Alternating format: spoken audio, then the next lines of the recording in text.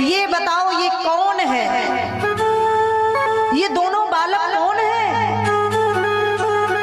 क्योंकि मैं विदेह राज जनक आज तक मेरा मन किसी को देख करके भ्रमित नहीं हुआ, आज तक मेरा मन किसी को देख करके मोहित नहीं हुआ। लेकिन ना जाने इन दोनों बालकों को देख करके ऐसा क्यों लगता है कि जैसे जैसे मैं जिस इष्ट की आराधना करता हूँ वही इस धराधाम पर पधार चुके हों। जिन चरण कमलों की मैं वंदना करता हूँ मुझे ऐसा क्यों लग रहा है कि ये वही है। मेरा मन रूपी भौरा इनके चरणों का रसपान क्यों करना चाहता है? मुझे ये बता दो ये कौन है, कौन है ये? इससे पहले कि विश्वामित्र जी बताते, राम जी ने धीरे से गुरु जी का हाथ पकड़ा और इशारा कर दिया कि गुरु जी बताना मत, ये मत बताना कि कौन है। तब महाराज ने कह दिया, मुनि विश्वामित्र जी ने, कि आप तो जनक हैं, आप तो विदेह राज हैं, आप तो वैरागी हैं, विरक्त हैं, आप जैसा ज्ञानी कोई नहीं हो सकता। आपकी परख क्या कहती है? यदि आपका मन ये स्वीकार रहा है कि ये ईश्वर है तो हो सकता है ईश्वर हो, पर मैं इतना जानता हूं कि ये अयोध्या के राजा अवध नरेश महाराज दशरथ के पुत्र हैं राम और लक्ष्मण, इनसे ज्यादा मैं कुछ नहीं जानता। राम जी ने हाथ जोड़ करके प्रणाम किया, धन्य हो गुरुदेव, आपने मेरे सारे राज को छुपा लिया। गए हैं, गुरुदेव ने पूजन किया, राम लक्ष्मण गए हैं फुलबगिया के निकट। माली अंदर नहीं जाने दे रहा है, राम जी ने अपने स्वरूप के दर्शन कराए, माली ने अंदर जाने दिया। वहीं जानकी जी की भेंट होती है। जानकी जी ने गौरी मैया का पूजन किया। जय जय गिरिवर राज किशोरी, जय महेश मुख चंद्र चकोरी, जय गजवदन खडानन माता, जगत जनन दामिनी दुति गाता। हे खडानन की माँ, हे कार्तिकेय की माँ, हे गजानन की माँ, मैं तुम्हें प्रणाम करती हूँ। हे महेश मुख चंद्र चकोरी, हे भोले बाबा के मुख को निहारने वाली चकोरी, मैं प्रणाम करती हूँ। पूजन किया, माल्यार्पण किया और उसी समय मैया इतनी प्रफुल्लित हो गई इनके मन की भावना को जान करके कि विनय प्रेम बस भई भवानी और खसी माल मूरत मुस्कानी। भगवान जो माँ की मूर्ति है आज प्रफुल्लित हो गई, हंसने लगी और गले से वो माला निकल करके सीता जी की गोद में गिर गई। सीता जी ने महाप्रसाद समझ करके उसे उठा लिया। माँ ने कहा, सीता मन जाहिरा चेऊ मिलई सोवर, जो तुम चाहती हो वही मिलेगो, सहज सुंदर सांवरो, करुणा निधान सुजानशील, स्नेह जानत रावरो। यही भांति गौरी असीस सुन, सिय सहित ही हर्षी अली, तुलसी भवानी पूज पुनि पुनि, मुदित मन मंदिर चली। गौरी मैया को प्रणाम किया और आज राम जी के दर्शन हुए हैं। लौट करके आई हैं जानकी जी। भगवान राम पुष्प लेकर के आए, गुरुदेव ने पूजन किया। अब गुरु जी पहुंचे हैं रंगभूमि में जहां धनुष रखा है। राम जी ने जैसे ही रंगभूमि में कदम रखा, गोस्वामी जी ने सुंदर सी चौपाई गाई कि रंग भूमि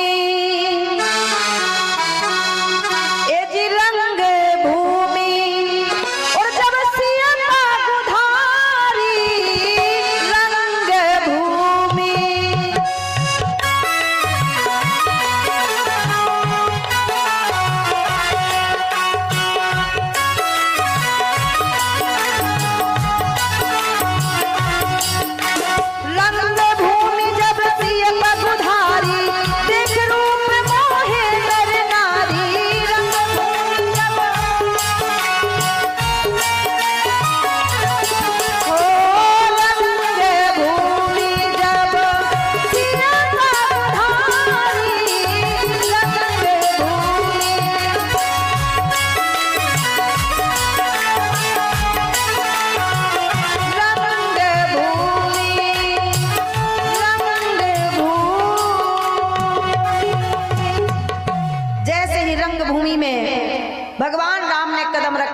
भूमि जब सिय पगुधारी, देख रूप मोहे नर नारी। आज राम जी को देख करके सारे नर नारी मोहित हो गए। कोई कहता है सिय पगुधारी अर्थात सीता जी ने जब कदम रखा तो देख करके मोहित हो गए। सब राजा जो बैठे थे सो जानकी जी को देख के मोहे नर नारी। लेकिन गोस्वामी जी कहते हैं एक स्त्री दूसरी स्त्री को देख करके कभी मोहित हो ही नहीं सकती, क्योंकि दूसरी चौपाई कहती है मोहे न नारी नारी के रूपा, पन्नगार यही चरित अनूपा। एक स्त्री दूसरी स्त्री को देख के मोहित नहीं होती, ये बहू को देखने जाएं और खूब मुंह पे बड़ाई करेंगी, बहू बहुत सुंदर है तुम्हारी, और घर में आके कहेंगी पता बहू तो बहुत सुंदर थी, लेकिन क्या बोले निक दांत बड़े हैं, है ना। दूसरी कहेंगी देखो तुम उनकी बहू देख के आई हो, बोले हाँ बहू बहुत सुंदर है, गांव में काऊ की ऐसी बहू नहीं है, लेकिन निक नाक बड़ी है। कुछ ना कुछ कमी जरूर निकाल देंगी, कहने का भाव ये देख के मोहित नहीं हो सकती। पगुधारी भगवान को देख करके मोहित हुई हैं, तो कहा भगवान का नाम पगुधारी कब से पड़ा, तो कहा जब से नारी अहिल्या तब से नाम पड़ो पगुधारी। जब से लात भृगु ने मारी तब से नाम पड़ो पगुधारी। बोलिए पगुधारी भगवान की। भगवान राम को देख करके सब नर नारी मोहित हो गए। उसी समय सब मंचन ते मंच एक सुंदर विशद विशाल, मुनि समेत दो बंधु तहां बैठा रे महिपाल। सब मंचों से एक सुंदर मंच था, उस मंच पर आज राम लक्ष्मण को बैठा दिया।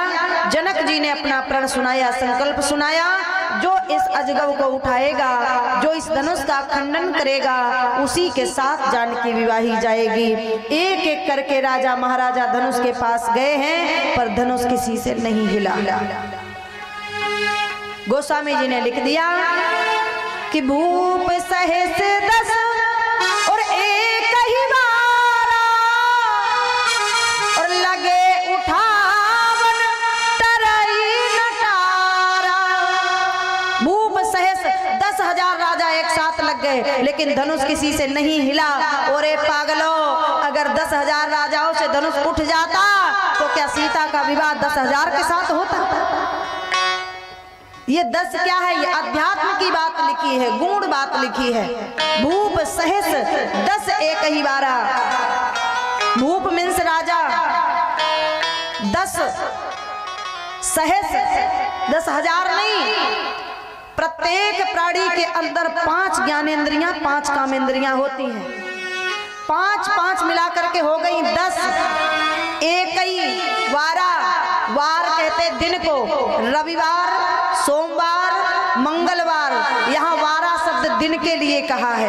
प्रत्येक राजा 5 ज्ञानेंद्रियां 5 कामेंद्रियों 10 को इकट्ठा करके एक एक बार गए धनुष को उठाने, लेकिन धनुष किसी से नहीं उठा। और जब धनुष किसी से नहीं हिला तो आ गया जनक जी को क्रोध। सीता जी को गोद में बिठाया और बोले हो सके तो बेटी माफ करना, ये अभागा पिता तुम्हारी मांग में सिंदूर ना डलवा सका। इस पिता ने संकल्प ले लिया था, ये देख करके कि मेरी बेटी ने धनुष को उठा लिया तो जो इसके योग्य वर होगा उसके साथ विवाहेंगे, पर कोई ऐसा नहीं था जो इस धनुष को उठा लेता। रो पड़े और राजाओं की ओर देख करके कह दिया, अरे द्वीप द्वीप के भूपति नाना, और आए सुन जो प्रण में ठाना। अरे देश देश के राजाओं महाराजाओं ये सुन करके आ गए कि जो धनुष को उठाएगा उसके साथ विवाह होगा, लेकिन चले जाओ यहाँ से। अरे तजहु आस निज निज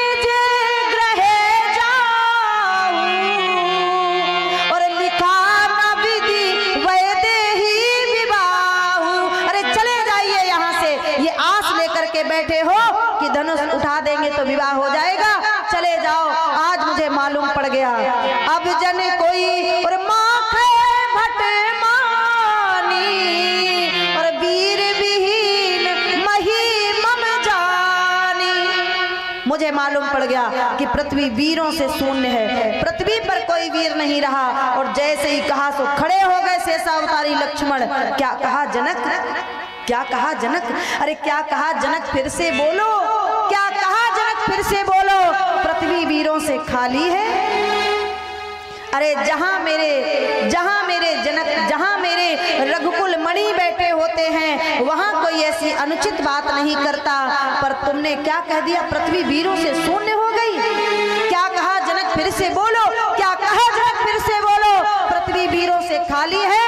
यदि मैं अपने पर आ जाऊं, भैया की तो बात छोड़ो, यदि मैं अपने पर आ जाऊं तो सुनो,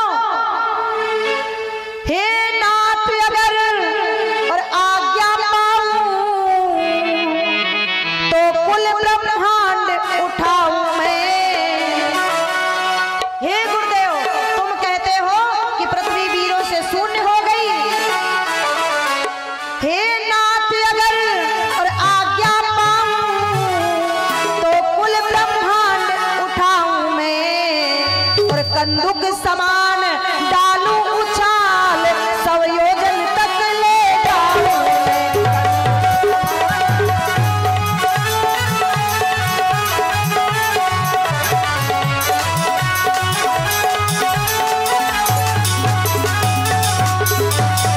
अरे क्या कहा जनक, फिर से बोलो, क्या कहा जनक, फिर से बोलो।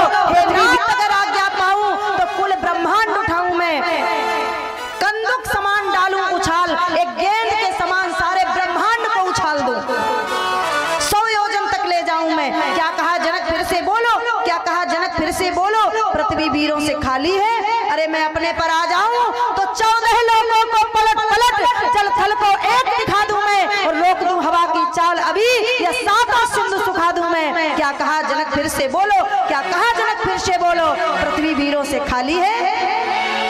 कैसे कह दिया, अरे तुमने ये कैसे कह दिया कि पृथ्वी वीरों से शून्य है। गुरुजी, अगर मैं गुरुदेव की आज्ञा पा जाऊं तो छत्रक दंड की और तरह छड़ में, तुम इस धनुष की बात करते हो, मैं सारे ब्रह्मांड की बात कर रहा हूं। हे जनक, हे छत्रक दंड की और तरह छड़ में और ये छतरी सी अगर गिराऊं ना तो शपथ तुम्हारे और चरणों की जीवन में धनुष उठाऊं ना तो शपथ।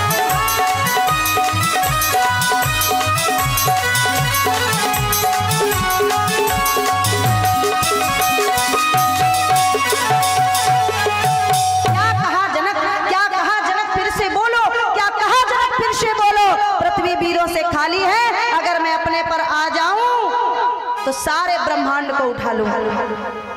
अगर मैं अपने पर आ जाऊं, जो तुम्हारा अनुशासन पाऊं, कंदुक इव ब्रह्मांड उठाऊं। जो राजा बैठे थे क्रोधी अहंकारी राक्षस, बोले भैया हमने पहले ही कही थी घर भाग चलो, हमने पहले ही कही थी घर भाग चलो। अरे ये तो कहने लगा कंदुक इव ब्रह्मांड उठाऊं। तो एक राजा बोलो, ओ पागल, तेरो घर का ब्रह्मांड ते अलग है। तब तक लक्ष्मण जी ने कह दिया, इतना ही नहीं, काचे घट जिम डारो फोड़ी, मैं कच्चे घड़े के समान तोड़ दूं। अब राजा बोले, हाय मर गए, ये तो तोड़ने पर आ गया, अब भाग चलो। अब हम कह रहे भाग चलो। राजा बैठे हैं क्रोध में, सिर नीचे किए। लक्ष्मण का क्रोध बढ़ता जा रहा है। क्या कहा जनक, फिर से बोलो। पृथ्वी वीरों से खाली है। ये अगर मैं अपने पर आ जाऊं, गुरु की आज्ञा पा जाऊं तो छत्रक दंड की तरह छड़ में, छत्रक दंड की तरह छड़ में और ये छतरी सी अगर गिराऊं ना तो शपथ तुम्हारे चरणों की जीवन में धनुष उठाऊं ना। मैं क्षत्रिय कुल में जन्मा हूं, मैं शपथ खाता हूं, यदि आज धनुष ना उठा लिया तो जीवन में कभी धनुष धारण नहीं करूंगा। उसी सभा में रावण बैठा था। रावण ने धनुष के एक सिरे पर राहु और केतु को बिठा दिया था, इसीलिए धनुष किसी से नहीं हिला। और जैसे ही रावण सभा से गया, विश्वामित्र समय शुभ जानी। कौन सा शुभ समय कि रावण गया है और अब संग में राहु केतु भी चले गए, धनुष हो गया खाली। यदि इस समय कोई पहुंच गया तो धनुष अवश्य उठ जाएगा। उसी समय विश्वामित्र समय शुभ जानी, बोले अति स्नेह मैं बानी। उठऊ राम भंजो भव चापा, मेटऊ तात जनक परितापा। लक्ष्मण तुम बैठ जाओ, तुम्हारा नंबर अभी नहीं है। राम जी उठो। राम जी उठ करके गए और आज धनुष को प्रणाम किया। गुरु ही प्रणाम मन ही मन कीना, अति लाघाव उठाए धनु लीना। उठा लिया धनुष को हाथों में और आज ऐसे शोभायमान हो रहा था। गोस्वामी जी कहते हैं शंकर चाप जहाज सम, सागर रघुबर बाहुबल। यदि ये धनुष एक नाव के समान है तो भगवान की भुजाएं समुद्र हो गई। शंकर चाप जहाज सम, यदि ये जहाज के समान है धनुष तो भगवान की भुजाएं समुद्र बन गई और समुद्र के बीच में मानो कोई नौका डगमगा रही हो, ऐसे धनुष उसके बीच में तैरने लगा। शंकर चाप जहाज सम, सागर रघुबर बाहुबल। बूढ़ी सो सकल समाज कौन, चढ़ा जो प्रथमई मोहवश। इस धनुष को जो मोह में अहंकार में उठाने गया वो मानो इसी समुद्र में डूब गया हो, इसी जहाज में डूब गया हो। चढ़ा जो प्रथमई मोहवश।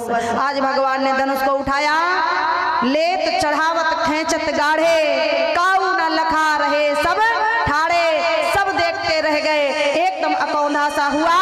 दम के उदामिनी जिमी जब लयऊ, एकदम बिजली सी चमकी और पलक झपक गई। तेई चढ़ मध्य राम धनु तोड़ा।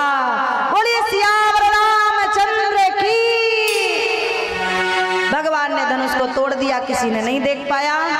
लेत चढ़ावत खेचत गाढ़े, इन 4 शब्दों का खेल है। क्या लिया जो किसी ने नहीं देखा? तो कहा गुरु ही प्रणाम मन ही मन कीना। गुरु जी का नाम लिया, किसी ने नहीं जान पाया। चढ़ावत श्वास क्रिया को चढ़ा लिया, किसी ने नहीं जान पाए, किसी को पता ना चला। खेचत ब्रह्मांड को अपने आप में खींच लिया, किसी ने नहीं देख पाया। गाढ़े, गाढ़े कहते हैं दुख को, राजा जनक का दुख लिया। ये 4 क्रियाएं की, किसी ने नहीं देख पाया। तेई क्षण मध्य राम धनु तोड़ा। भगवान राम ने धनुष को तोड़ दिया।